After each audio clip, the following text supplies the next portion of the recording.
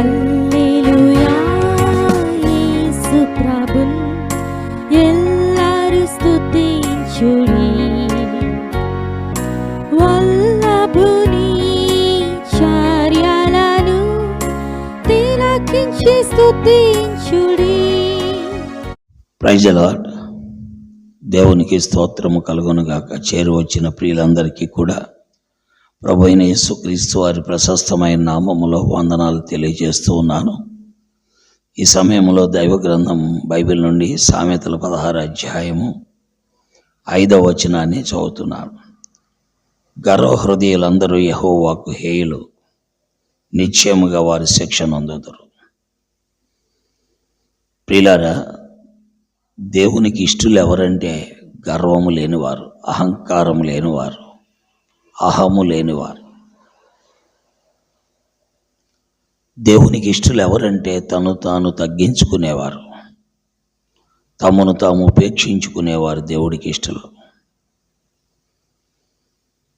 దేవుని వాక్యము స్పష్టంగా చెప్తుంది, గర్వ హృదయులందరూ యెహోవాకు హేయులు అని చెప్తుంది.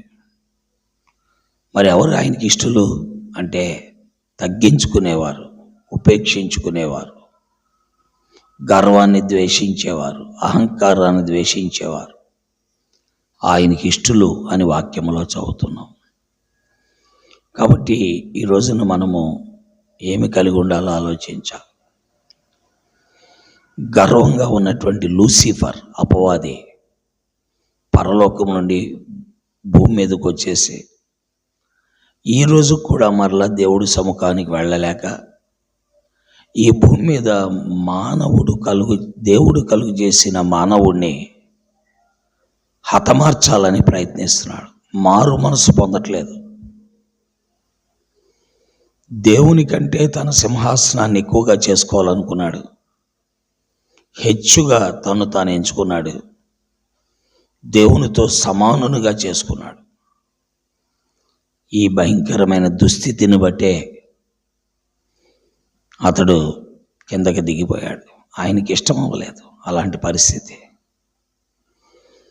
ప్రధాన దూతలైన మిఖాయేలు, గాబ్రియేలు,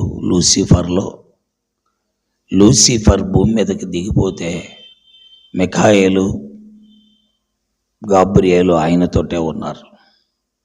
కారణం, వారు తమను తాము తగ్గించుకున్నారు, ఉపేక్షించుకున్న కారణాన్ని బట్టి. అలాగే దైవ గ్రంథములో అపవాదిని అనుసరించిన కొంతమంది కూడా అలాగే తమ జీవితాలు నష్టపరుచుకున్నారు. వారిలో ఒకడు ఫరో.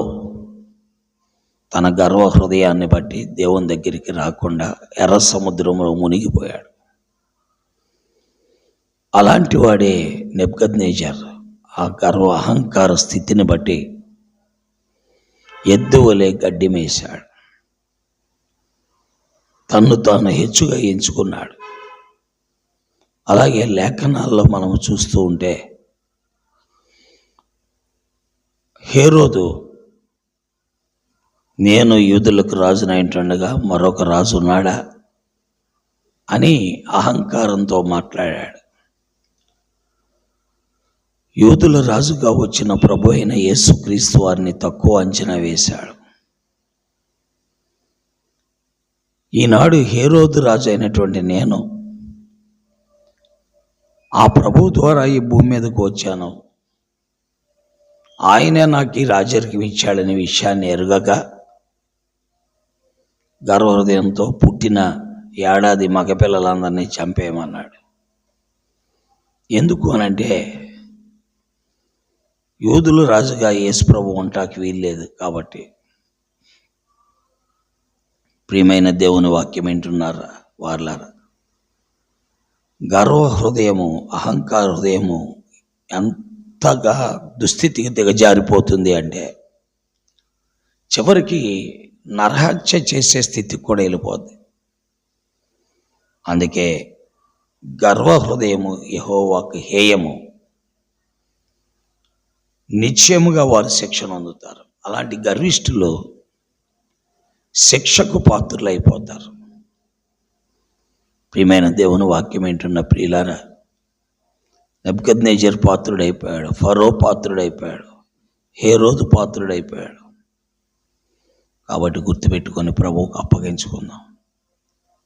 అనవసరమైన దేవునికి అయిష్టమైనటువంటి లక్షణాలు కలిగి ఆయన చేత అసహించుకోబడి చివరికి శిక్షకు పాత్రలమయ్యే కంటే దేవునికి లోబడి మనల్ని మనం తగ్గించుకోవాలి. ఈనాడు ప్రజల్లో మనం చూస్తుంటే కుల గర్వం ఉంది, మత గర్వం ఉంది, ఆస్తి గర్వం ఉంది, అలాగే ఉద్యోగ గర్వం ఉంది, విద్యా గర్వం ఉంది. అంతేకాదు దైవజనులైతే నేను మంచి ప్రసంగికుడిననే గర్వం ఉంది, నేను మంచి సేవకుడిననే గర్వం ఉంది. తప్పు. ఇవి మంచి కాదు, దేవుడికి అయిష్టమైనవి.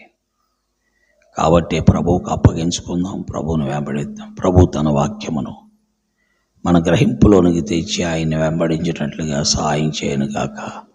ఆమేన్.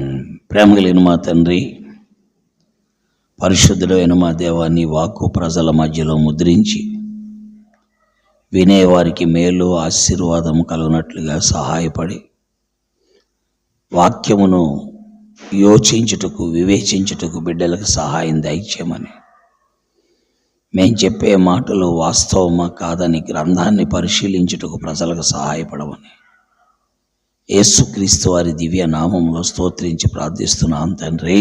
ఆమేన్. ప్రైజ్ లార్డ్ అండి. దేవుడు మిమ్మల్ని దీవించి ఆశీర్వదించును గాక. చంద్రులారాయిలా దేవుని స్తుతించుడి,